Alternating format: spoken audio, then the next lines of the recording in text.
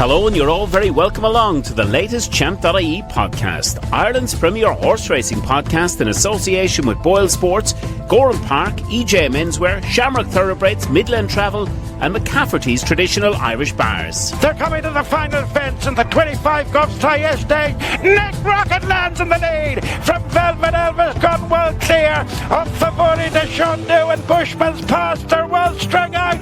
Nick Rocket on the stand side for win number 10 in the race for Willie Mullins. Enter our Champ.ie headline competition in association with Midland Travel, where you could win a trip for two to the Cheltenham Festival 2026. For a chance to win, simply subscribe to the Champ.ie podcast on YouTube if you haven't already, and scan the QR code to enter your competition details today. We look forward to discussing your weekly #5cast selections in the comment section below. Yeah, season 6, episode number 3 of the Road to Cheltenham Challenge, and this time the turn of Tony Mullins. Tony, delighted to have you on the show. And before we kick off with all things Cheltenham, a word for Lethos. You told the people that he was going to win at Naas, and he duly obliged. Yeah, I suppose he had been working well, and he was off a handicap mark that I'd have been very disappointed if he got beat that day. And it's funny, the more I told people, the more he drifted in the bet, and he went right out to 11-1. So I just imagine if I was trying to keep it quiet, he'd probably be 2-1. Yeah. And Kabir, how's he doing? What's the plan of action now with Lethos? Where are we likely to see him? Well, we're thinking on, first of all, he's working brilliant. I'd say he's a better horse now than he was in Naas. And we're looking at a race in Carlisle on Sunday the 14th, to qualify for the Pertemps in Cheltenham. Now, he's showing us such speed, we mightn't necessarily do that, because that's 3 miles. And I've no doubt he stayed the 3 miles, but he's shown such speed, we could still easily go back for the Coral. But you can mark it down, he's a good horse. He's up to, I think, 131 now in England, which is a perfect mark for a handicap in Cheltenham. Pretty safe to get in that. So, we were only trying to broaden our options by going to Carlisle. But now if it looks like it's going to be heavy ground, we could revert back to Leopardstown.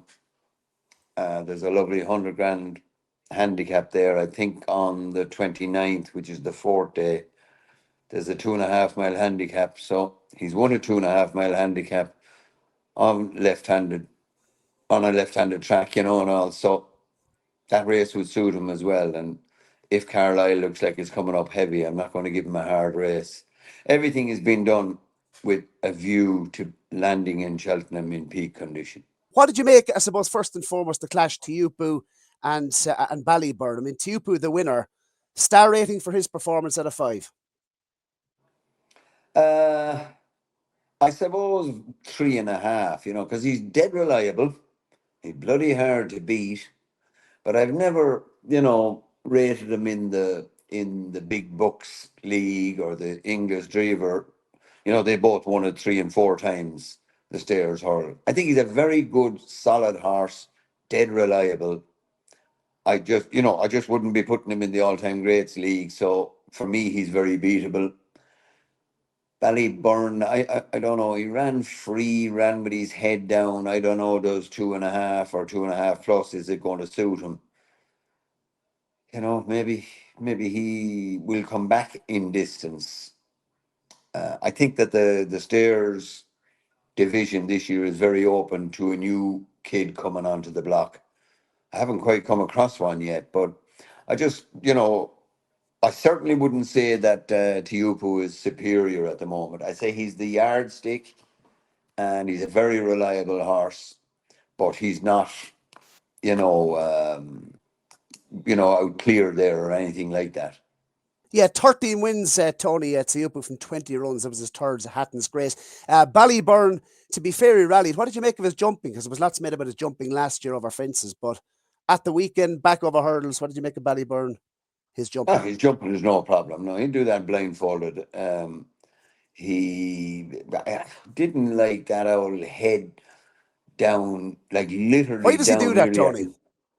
Asher, he's a bit free, as in, he pulls hard. And, it's only an expert jockey like Paul Townend can handle that. Very few riders that can ride a horse that's, giving you that difficult time early on. And he got it all put together. Like, it was a devil to see him getting beaten after, a lot of the public wouldn't even notice it. That was probably as good a ride as I ever saw on a horse that was giving him no help. And I'm not knocking the horse. That's the type of horse he is. And maybe he's going to have to go back in distance a bit to negate that problem of being free and head all over the place. And now, on the other hand, it's his first run of the season, so he might settle into it. But to me, he's a better horse than Teahupoo, but he has issues to get his head right. Moving on to the Drinmore and Romeo Coolio, his performance. Tony, look, if you're giving Teahupoo 3.5 stars, surely to God, you're giving Romeo Coolio 5 out of 5, are you? Yeah, I think maybe a 6 could be shoved in there. Like, he was unreal. Yeah. Jumped like a buck. Every time Jack just asked him to stretch at one, he was even better jumping. He was so in charge in the whole race. He was mighty impressive. Now, it was just a massive display by a young horse. Massive display. Romeo Coolio, to me, looked like a lad that I can't see 3 Mile being a problem to him. He's going to be 7 next March. I can't see much being too much problem to him now. If he's lucky enough to get there 100%, by God, it's going to take a good one to beat him. Is he tailor-made for a King George next year? That's what I was thinking. As soon as I yeah, I'd say he's loads of class. He's tailor-made for most races now. I'd say you could do what you like with him. Like, he's just a very, very good horse. What about Jimmy Desai then? He obviously comes into the mix as well after his performance against the big Westerner on Saturday at Fairyhouse. You've made reference to him already. You obviously like him. Yeah, well, you see, he's a horse there that hasn't got the recognition of what he's done. I mean, I'd say off the top of my head, he's run 7 or 8 times. He's won at least half of them, and then he was second to, was it Ballyburn was he second to, and then he won last year. He won the Coral in Cheltenham last year in his first run in a handicap with top weight. To win a Coral is unreal. To win it with top weight is double unreal. But to win it with top weight in your first run in a handicap, like, this is a very, very good horse. And while there was talk that he mightn't have schooled that well, I thought he gave a very good display on Saturday or Sunday. And, he comes into it as a horse that hasn't, got the flashy reports that the others have, the likes of Copac de Borg and Final Demand. But this lad is up there with them. He's a very, very good horse. What he did in Cheltenham last year in the Coral, it went over a lot of lads' heads. But to win a Coral off top weight in your first run in the handicap, that takes a racehorse. Gowran Park Racecourse, the premier racetrack in the southeast of Ireland, is located on the outskirts of Kilkenny City. Known as the race that stops the county, the famous Gobs Thaestes Chase 2026 takes place on Thursday the 22nd of January. With packed crowds expected once again this January, you can book your early bird tickets online today. Visit GowranPark.ie online, click the link in the Champ.ie podcast video description, or scan the QR code on screen to purchase right now. Yes, and we're back, and it's tracker horse time, Tony, on the Champ.ie podcast on the Road to Cheltenham Challenge. And if you haven't put in, of course, your selections today to the viewers, make sure to do so in the comment section below. Tony, what have you got for us? Tracker horse over the last 7 days. What caught your eye? I'd say a horse called Ante-Post Charlie. Fell at the last there upsides a good horse of Willie's called Zillow in the 100 grand handicap. And knowing Eddie Cawley, I'd say he's a local man to Fairyhouse there. And he'd probably end up running in Fairyhouse on New Year's Day. I'd like him. Ante-Post Charlie. Yes, Tony, quick fire round with yourself, all things Cheltenham. There's a couple of other questions in there as well. Can you see it being done? A Mayor winning the Gold Cup again? or Oh with the mayor's yeah. program now, do you think it's unlikely? Oh no. Oh yeah, I can see it happening plenty of times. Personally, I don't believe the £7 allowance should be allowed. I think it should be brought back to five. Um, the champion hurl is nearly a mayor's hurl now, so it is. And I think it should be brought back to five. But you'd want to remember one thing now, and when Dawn run in her time when she was doing it, several of the races there was no mayor's allowance, and she bet them at levels. So Speaking about I don't mayors, think any of the horses we're mentioning now would be even remotely in her league. There'll never be one like her again. what made her so special, Tony? She just could jump off and go flat out down to the first and stay going, whether it was 2 miles, 2.5 miles, 3 miles, 3 miles and two, didn't matter. She must have had a heart like an elephant. She just never slowed down. A couple of times early on when I was riding her, we tried to restrain her, and it really annoyed her. And I learned that it's funny, as a jockey, you're always trying to assist a horse. And I learned after a couple of rides on Dawn Run, the only thing to do was do nothing on her. I let her go as hard as she wanted, and she'll never stop. And I have never ridden a horse that could do that, only her. She seemed like a proper character. Oh, by God, she was. I remember the BBC used to say the lovely little Irish mare. She was an awful savage, and she'd age you. By God, she had her own. She was a diva, I can tell you that. If she didn't want to do something, you'd know it very quick. She was certainly no darling little Irish mare, I can tell you that. Speaking So, of darling Irish mares, what about Lossiemouth now?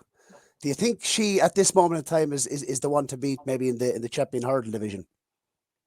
yes, I would say she's the best around.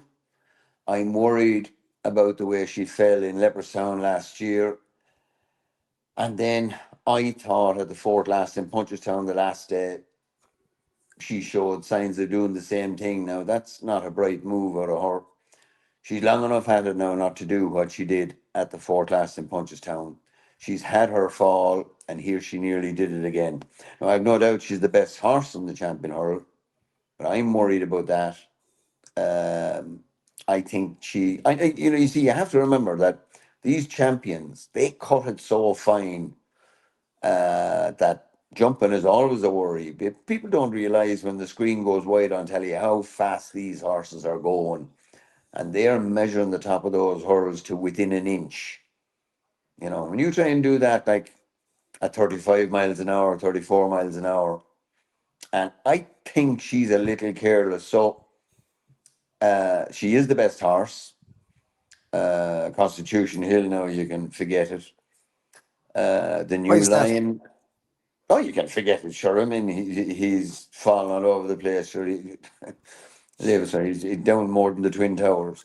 So it's a pity because I love that horse. I thought he was an absolute champion, and it must be breaking owner, trainer, and jockey's heart, like to have a horse of such ability. But whether I'm right that it's an eyesight problem or whether it's his confidence or I don't know, but the horse has a problem. So they can make up any lovely story they like. The horse has a serious problem. He's fallen 3 of his last 4, so you can forget him. Terrible pity. I loved him. I was a huge fan of his, but sorry, it's over. What about the UK Trainers Championship this season? We can talk about the Irish Trainers Championship as well, because to be fair to Gordon, he's absolutely flying it at the moment. But from a Willie Mullins perspective, would you be confident that he can, I suppose, win it again across the water? No, he has no chance. I'd say that um, he like you have to remember the last 2 years he's won the Gold Cup and the National. Dan Skelton has, by winning the Hennessy, as I call it, last Saturday, it's going to put him so far ahead that I can't see Willie beating him this year. Now, that's not the end of the world. It's unreal what he's done to win it the last 2 years. But for me, he's a drifting 8 or 10 to 1 now to beat Dan Skelton. If you want a certainty, in my opinion, for the long range betting, Dan Skelton for the English Championship. He's a certainty. You mentioned Paul Town, and you mentioned, well, you didn't mention Darragh O'Keefe. I mentioned him. I think he's having a terrific season, and obviously Sean Bowen across the water. But a word for Danny here, because, and from your perspective, watching Danny last season having another Cheltenham Festival winner, what does that mean to you as a dad? You must get a great kick out of watching Danny have success at that level. Yeah.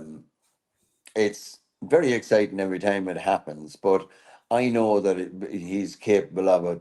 I've known that for years. So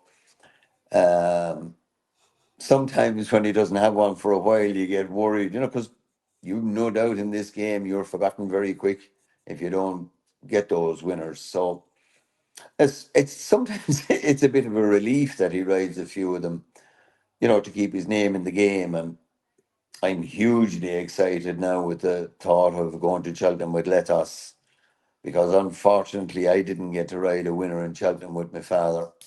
So hopefully I'll fill that gap and have one with my son. To be in with a chance of winning an all-inclusive trip for two to the 2026 Cheltenham Festival in association with Midland Travel, Ireland's leading horse racing travel specialist. Simply subscribe to Champ.ie on YouTube if you haven't already, and scan the QR code on screen and answer the following question. Who won the 2025 Cheltenham Gold Cup? Was it 1. Galopin de Champ, 2. I Know the Way You're Thinking, or 3. Marine Nationale? Register your competition details today, including your YouTube username. Don't forget, you must subscribe to Champ.ie on YouTube to qualify. The competition winner will be announced on Thursday, the 12th of February. Best of luck and be lucky.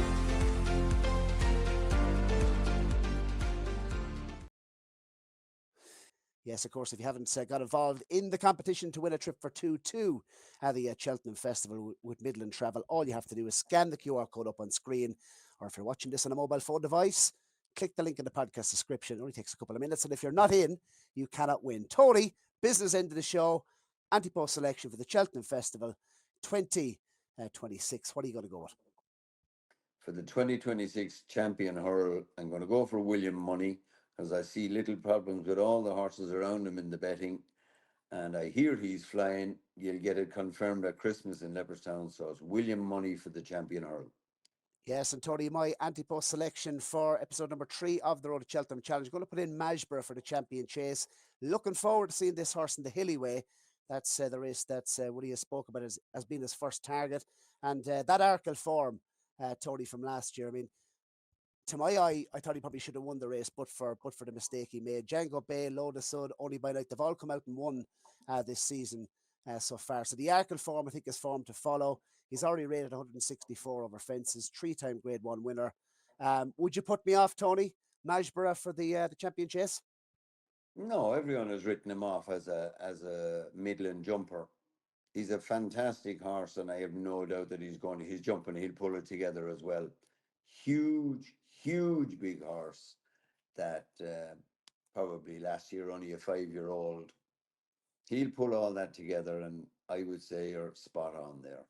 To win a triumph when he was only a baby, then came back last year and he fluffed his lines a little bit, but a lot of brilliant horses have done that before and come back to show how brilliant they are, with a season behind them. I'd be a big fan of his, yeah.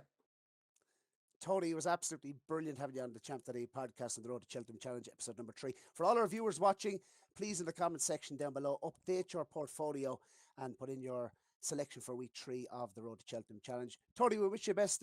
We wish you the very best with Letos as well. Look forward to seeing him running again. And anything else to mention before we let you go? Not really. I suppose I have be one for Way next year. Just keep an eye on Paul's Dream for Galway next year. That's a long way away now, but the way Zillow won yesterday, I'd say Paul's Dream is going to be good for Galway next year. Well, that has been episode number 3 of the Road to Cheltenham Challenge. Tony, we look forward to catching up soon. And thanks very much for watching. McCafferty's traditional Irish bars are located across Ireland, the UK, Spain and the United Arab Emirates. McCafferty's bars provide the perfect backdrop and atmosphere to watch all horse racing and sports events, serving traditional Irish food and music played 7 days a week. Come to McCafferty's for the crack and stay for the experience. Check out mccaffertysbars.com.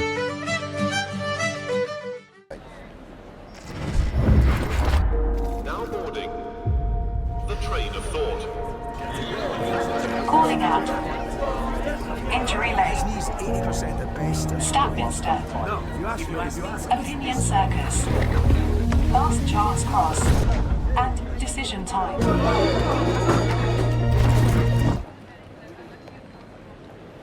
Back yourself.